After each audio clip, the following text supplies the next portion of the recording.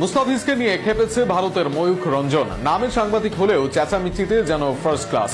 ইতিমধ্যেই নেটিজেনদের কাছে জোকার বনে গেছেন তিনি।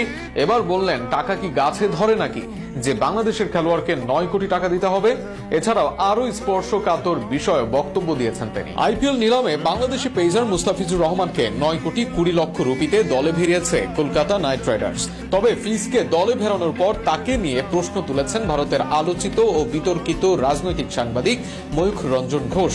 সামাজিক যোগাযোগ মাধ্যম ফেসবুকে দেওয়া এক দীর্ঘ বক্তব্যে এই কথা জানান তিনি।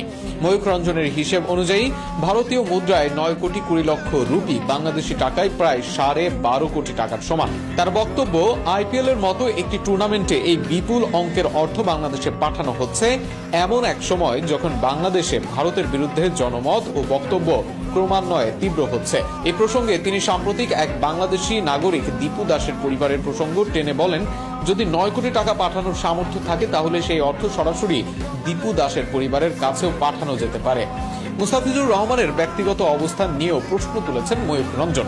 তার মতে, ক্রিকেট ও রাষ্ট্র আলাদা হলেও জাতীয় স্বার্থ পুরোপুরি উপেক্ষা করা যায় না। ময়ূখ প্রশ্ন রাখেন, যারা আমাদের পতাকাকে অবমাননা করছে তাদের দেশে কেন কোটি টাকা পাঠাতে যাব?